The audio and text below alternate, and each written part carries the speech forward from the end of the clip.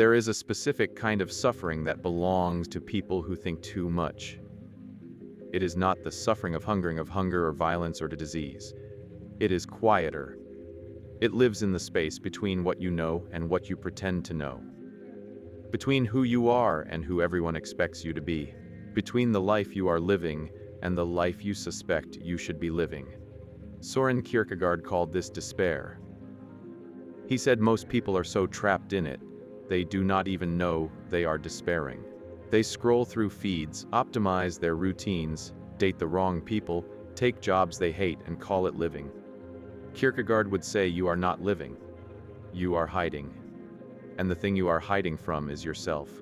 This is the story of a man who spent his entire life wrestling with a single question.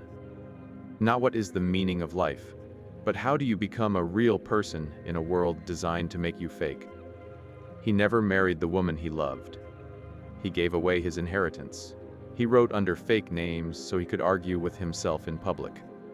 He died at 42, mostly forgotten, convinced he had wasted his life.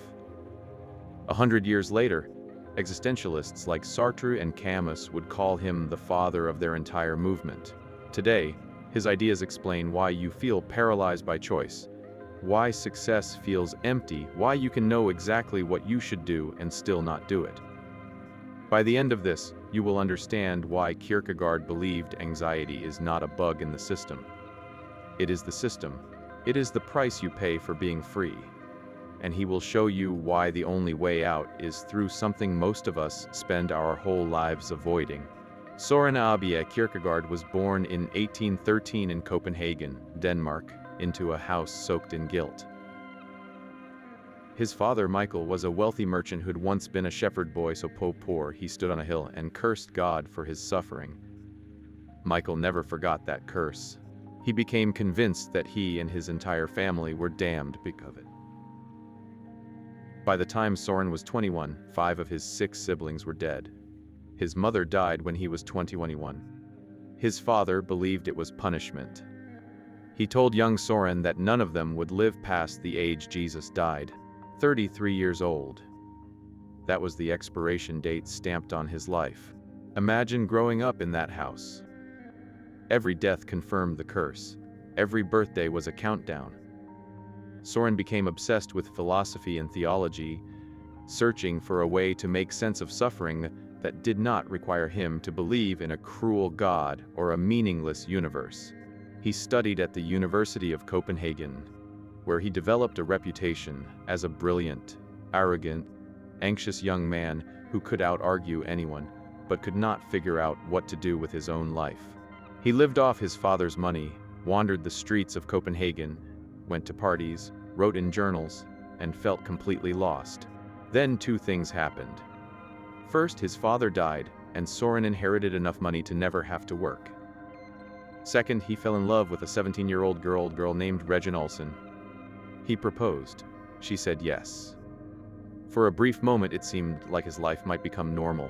He could be a husband, a professor, a respectable member of society. But Søren could not go through with it. A year after proposing, he broke off the engagement and never fully explained why. Some scholars think he believed he was too damaged, too melancholic, too cursed to inflict himself on her. Others think he realized marriage would mean giving up his independence, his writing, his philosophical mission. Whatever the reason, he returned the ring, and Regine eventually married someone else. Kierkegaard never married. He never stopped writing about her. This is the wound at the center of his philosophy. He chose loneliness over love. He chose authenticity over comfort. And he spent the rest of his life trying to figure out whether that choice made him free or just broken. The dangerous idea Kierkegaard gave the world is this: you are not who you think you are. You are 3 different people, and most of you are stuck being the wrong one.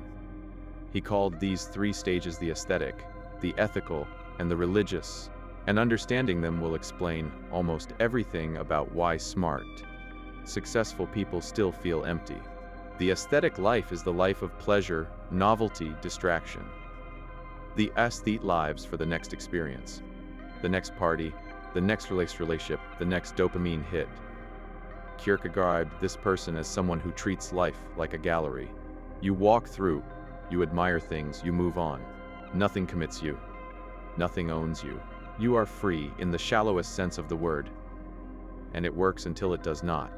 The aesthete always ends up bored. Not just bored, but despairing, because pleasure requires newness, and newness always runs out. You swipe through every profile. You binge every show.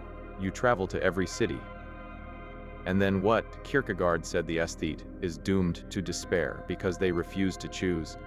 They keep their options open, which means they never actually live. Does this sound familiar? You keep your dating app active even though you are seeing someone. You take the stable job but keep applying to others. You commit to nothing because commitment feels like losing. Kierkegaard would say this is not freedom. It is cowardice. The aesthete is terrified of being trapped, so they trap themselves in an endless loop of half-choices and almosts. The second stage is the ethical life. This is the person who commits. Who gets married, takes the job, builds the career, follows the rules. The ethical person believes that meaning comes from duty, responsibility, and being a good member of society. They do what they are supposed to do, and for a while it works. You feel stable, you feel like an adult. But Kierkegaard says this stage has a trap too. The ethical person defines themselves by X standards. You are a good spouse, a good employee, a good citizen. But who are you when no one is watching? The ethical life gives you identity, but it is an identity built on roles, not selfhood. You become what you do, not who you are. And eventually, you wake up and realize you have been living someone else's script. This is the burnout so many people feel in their 30s. You did everything right. You followed the path. And now you are successful, stable, and completely disconnected from yourself. Kierkegaard called this the despair of necessity. You are so locked into your roles that you have forgotten you are a person underneath them. The third stage is the religious life. But Kierkegaard does not mean religious in the way most people think. He does not mean going to church or following doctrine. He means making a leap into the unknown based on nothing but faith in your own subjective experience of truth. The religious person stops asking what they should do and starts asking what they ought to do. Not by society, not by logic, but by something deeper. Kierkegaard called it the leap of faith. It is the moment you stop trying to justify your existence and just exist. You choose yourself fully, even though you cannot prove it is the right choice, even though it might look insane to everyone else. This is why Kierkegaard broke off his engagement.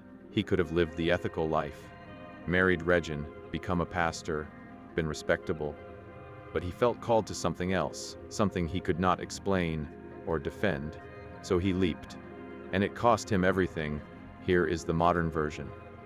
You are in a relationship that makes sense on paper. You are in a career that pays well and looks good on LinkedIn. But something inside you is dying. You feel it when you wake up. You feel it on Sunday nights. Kierkegaard would say that feeling is not depression. It is yourself trying to break through the roles you have built around it. And you have two choices. You can ignore it, medicate it, optimize it away. Or you can leap.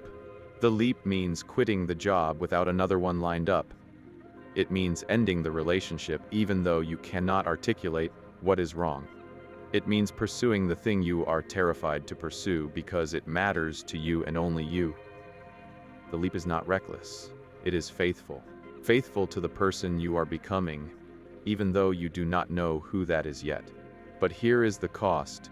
Kierkegaard made the leap and it destroyed him. After he broke off the engagement, Copenhagen turned on him. He was mocked in newspapers. Cartoonists drew him as a hunchback. People whispered about him in the streets.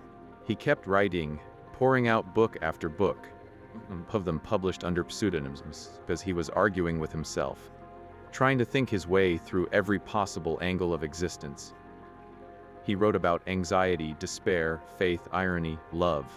He wrote so much that even today, scholars are still trying to figure out what he actually believed, and he died young. Not at 33 like his father predicted, but at 42, after collapsing on the street. His last words were reported to be a refusal of communion from the state church, which he had spent his final years attacking as a corrupt institution that turned faith into comfortable routine. He died alone, alienated, convinced he had failed. So what happens if you take Kierkegaard too seriously? What happens if you make the leap and it does not work out? You quit your job and run out of money. You leave the relationship and end up alone. You pursue your calling and it leads nowhere. Kierkegaard does not have a safety net for you. His philosophy is not designed to make you happy. It is designed to make you real. And being real might mean suffering.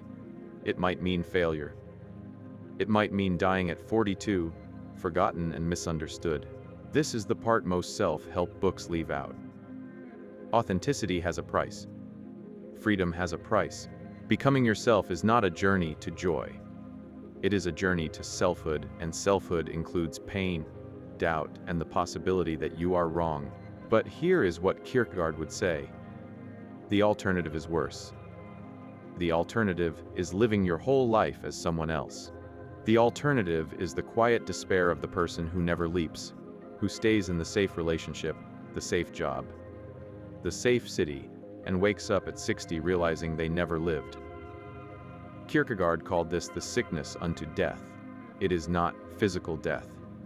It is spiritual death, the death of the self that happens while you are still breathing. So what do you do with this? How do you take a 19th century Danish philosopher and use him to navigate 2026? First, try this. For 1 week, notice every time you are performing. Every time you say what you think you should say instead of what you actually think. Every time you do something because it looks good, not because it matters to you. Do not judge it. Do not try to fix it. Just notice. Kierkegaard believed most people are so deep in despair, they do not even recognize it as despair. They think it is just life. The first step is seeing the gap between who you are and who you are pretending to be. Second, ask yourself this question.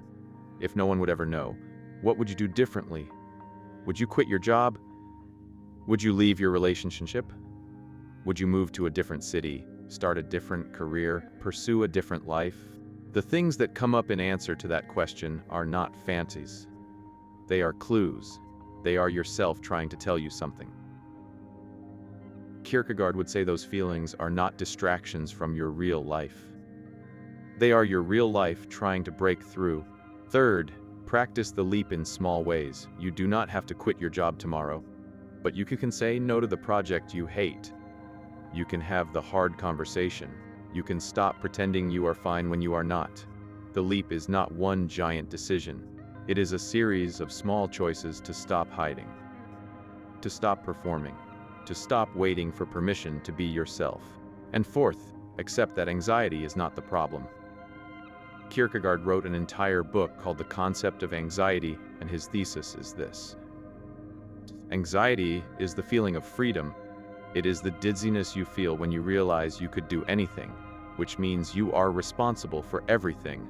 Most people interpret anxiety as a sign that something is wrong. Kierkegaard says it is a sign that something is right. It means you are awake. It means you are aware of your own freedom. The goal is not to eliminate anxiety. The goal is to stop running from it. Here is the thing about Kierkegaard that makes him so unsettling. He does not promise you happiness. He does not promise you success. He does not even promise you meaning.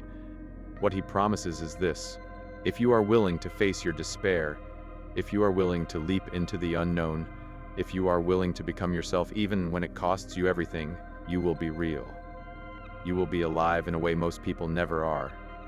You will stop sleepwalking. You will stop pretending. You will stop waiting for your life to start. And maybe that is enough. Maybe that is everything.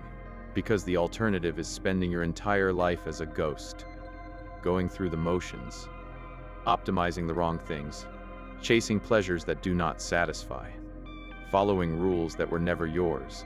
And then one day you are 80 years old, looking back, and you realize you were never here. You were always somewhere else, always planning, always performing. always one step removed from your own existence. Kierkegaard died believing he had wasted his life. But 100 years later, his ideas became the foundation of existentialism, the language we use to talk about freedom, authenticity, and what it means to be human in a world without guaranteed meaning. He lost everything and changed everything. So why do smart people feel so lost? Because they are smart enough to see the script, smart enough to notice the gap between who they are and who they are supposed to be, smart enough to feel the despair Kierkegaard spent his whole life describing. And his terrifying answer is this: you feel lost because you are supposed to feel lost. The anxiety, the doubt, the sense that something is missing, that is not a symptom of failure. It is a symptom of freedom. It is yourself trying to break through. And the only way out is to stop running, to stop optimizing, to stop pretending you have it figured out. It is to leap.